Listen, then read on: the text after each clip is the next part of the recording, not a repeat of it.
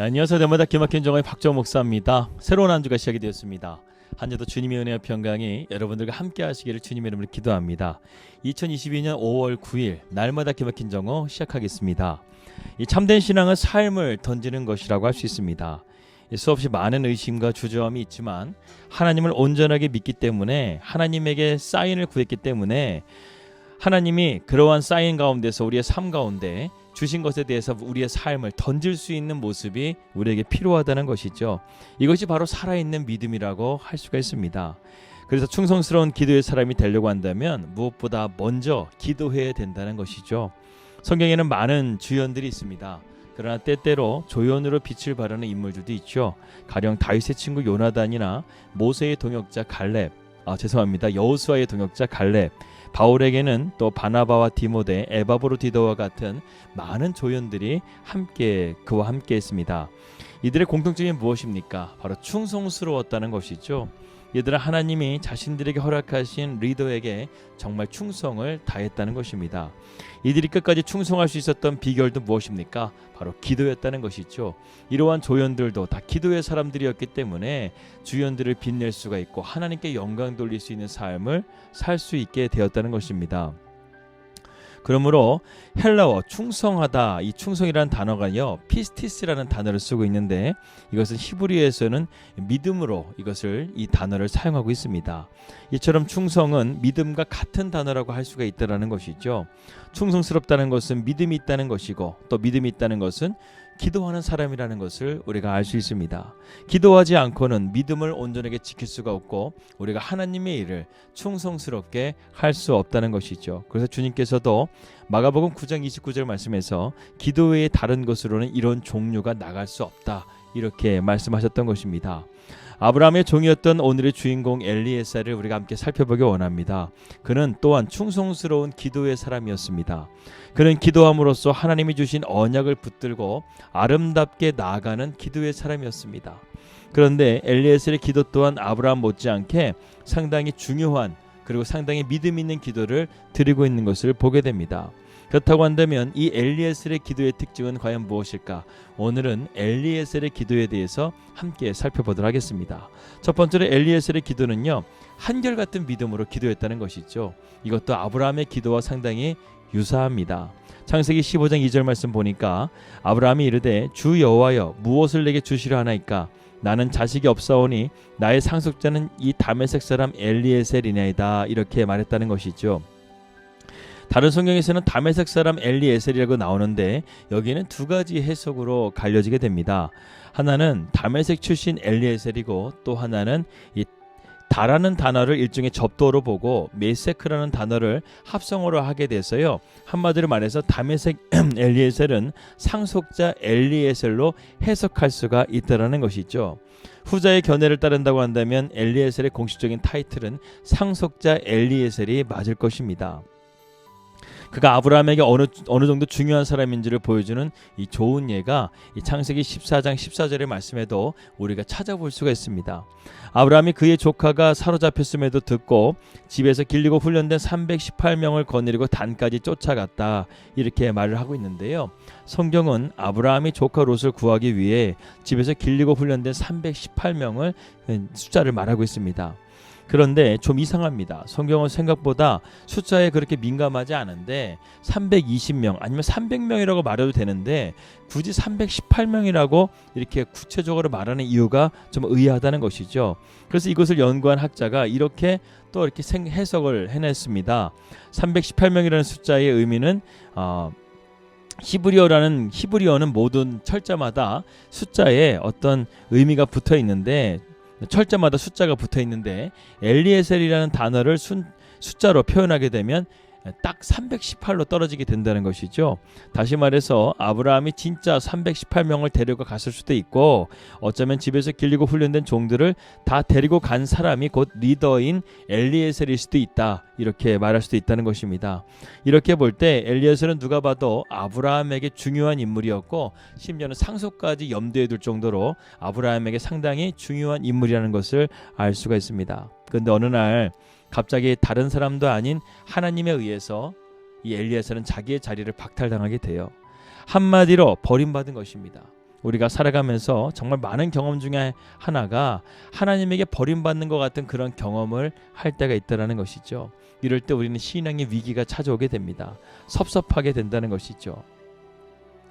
그래서 엘리에셀은 하나님께서 마저 나를 버리셨다는 생각 가운데서 얼마나 마음이 상심이 들었을까 하는 생각이 듭니다. 심지어는 아브라함에게도 얼마나 섭섭한 마음을 가졌겠습니까? 그러나 성경을 보게 되면 그가 섭섭했다는 이야기가 나오지가 않아요. 그는 그것을 그대로 받아들이고 허락된 그 자리에서 신실하게 기도하면서 믿음으로 나아갔다는 것입니다. 한결같은 마음을 가졌다는 것이죠. 이것이 바로 충성스러운 기도의 사람이 갖춰야 될 아주 중요한 모습입니다. 창세기 24장 2절 말씀 보게 되면 아브라함이 자기 집 모든 소유를 맡은 늙은 종에게 이르되 청하건대 내 허벅지 밑에 내 손을 넣어라. 여기서 늙은 종은 바로 엘리에셀을 의미하는 것입니다. 그에게 아브라함은 자신의 상속자 자리를 빼앗아간 이삭의 아내를 찾으라고 지금 명령하고 있는 것이죠. 그러면서 자기의 허벅지 밑에 손을 넣어서 언약하라 이렇게 말씀하고 있는 것입니다. 무슨 뜻입니까? 충성을 맹세라는 것이죠. 그런데 그는 어떻게 이것에 대해서 반응합니까? 주저하지 않았다는 거예요. 그리고 그 일을 신실하게 완수하게 해달라고 기도하면서 하나님 앞에 믿음으로 나아가고 있습니다. 이처럼 충성스러운 기도의 사람은 어떤 사람이라고요? 기도함으로써 마음의 상처 또한 이기고 한결같은 믿음으로 나아가는 사람이라는 것입니다.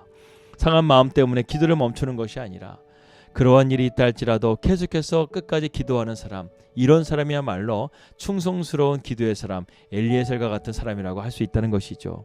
두 번째로 엘리에셀은 기도하면서 주어진 사명을 감당하는 사람이었습니다. 아브라함은 이제 자기 아들 이삭을 위해서 배필을 찾아오라고 엘리에셀에게 명령하죠. 그는 참 난처한 명령이 아닐 수가 없습니다. 그래서 그는 하나님께 기도하면서 맡겨진 일을 감당해 나가죠. 24장 12절입니다. 그가 이르되 우리 주인 아브라함이 하나님 여호와여 원하건대 오늘 나에게 순조롭게 만나게 하사 내 주인 아브라함에게 은혜를 베푸시옵소서. 아브라함을 위한 일이지만 자기 일처럼 엘리에셀은 기도하기 시작합니다. 이처럼 일을 맡는 순간 기도하기 시작해서 기도로 그 일을 마치는 사람이야말로 진정으로 충성된 사람이라고 우리가 볼 수 있다는 것이죠. 정말 충성스러운 사람은요, 어떤 일이든 그 일을 맡는 순간부터 기도를 시작합니다. 기도로 승부를 건다는 것이죠. 이것이 바로 엘리에셀이 우리에게 보여준 충성스러운 믿음의 모습입니다. 마지막으로 엘리에셀은 하나님의 인도하심을 확인받고 나아가는 사람이었습니다.